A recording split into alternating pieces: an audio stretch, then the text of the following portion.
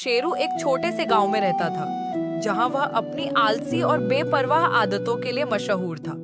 उसके दोस्त उसे प्यार से गांव का शेर कहते थे, क्योंकि उसका नाम शेरू था और वह खुद को बहुत बड़ा हीरो समझता था।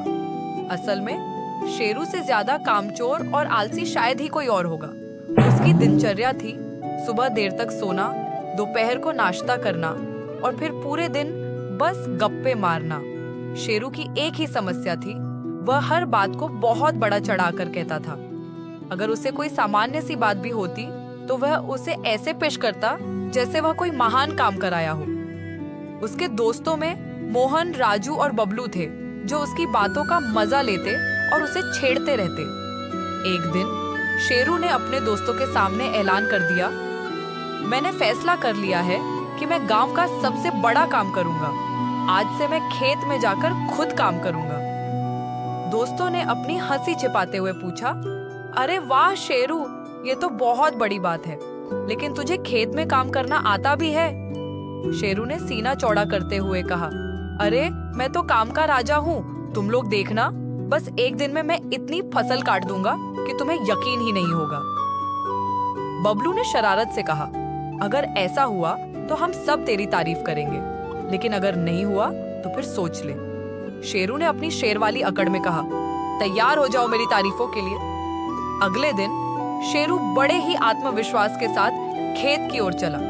गांव के सभी लोग उसे जाते देख रहे थे और मन ही मन हंस रहे थे। शेरू को देखकर ऐसा लग रहा था जैसे वह किसी बड़ी लड़ाई के लिए जा रहा हो, जबकि हकीकत में वह एक छोटी दरांती लेकर खेत में फसल काटने जा रहा था। खेत में पहुंचकर शेरू ने चारों तरफ देखा। धूप बहुत तेज थी और खेत में काम करना आसान नहीं लग रहा था, लेकिन उसने सोचा कि अब तो उसने सबके सामने वादा कर दिया है, तो काम शुरू करना ही पड़ेगा। जैसे ही उसने दरांती उठाई और पहली बार फसल काटने की कोशिश की, दरांती सीधी उसके हाथ पर लग गई। आउच! शेरू चिल्लाया और तुरंत हाथ को पकड़ लिया। काम तो बहुत मुश्किल लग रहा था, फिर भी उसने हिम्मत नहीं हारी। अरे कुछ नहीं हुआ, उसने खुद को समझाते हुए फिर से कोशिश की, लेकिन इस बार उसकी कमर में दर्द होने लगा। थोड़ी देर में उसकी आंखों के सामने तारे घूमने लगे और वह धम्म से जमीन पर बैठ गया। गांव के कुछ बच्चे दूर से यह तमाशा देख रहे थे और हंस रहे थे। अरे शेरू भैया, तुम तो गांव के शेर हो, इतनी जल्दी हार मान गए? एक लड़का चिल्लाया। शेरू ने आंखें मली और उठने की कोशिश की, लेकिन उसका आलस और दर्द दोनों उसे उठने नहीं दे रहे थे। उसने सोचा, अब क्या करूं? अगर गांव वालों ने मुझे इस हालत में देख लिया तो सब मजाक उड़ाएंगे। तभी उसकी नजर खेत के पास खड़े एक गधे पर पड़ी। शेरू को एक आइडिया आया।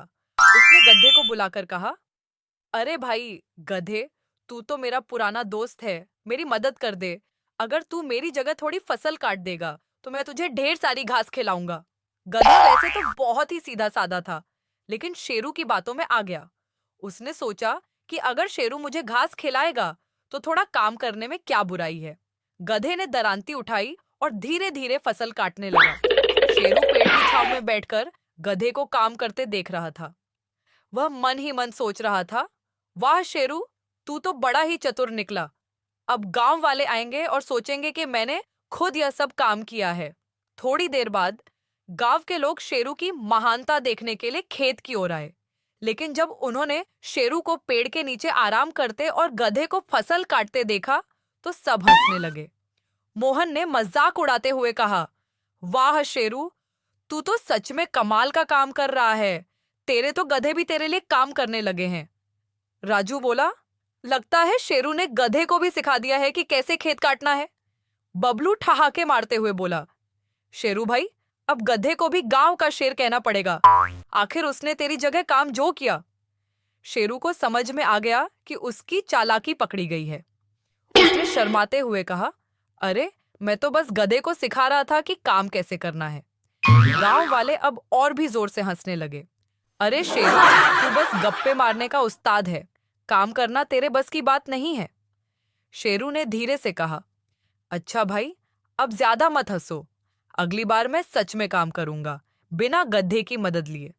लेकिन गांव वालों को पता था कि शेरू की बातें सिर्फ बातें होती हैं।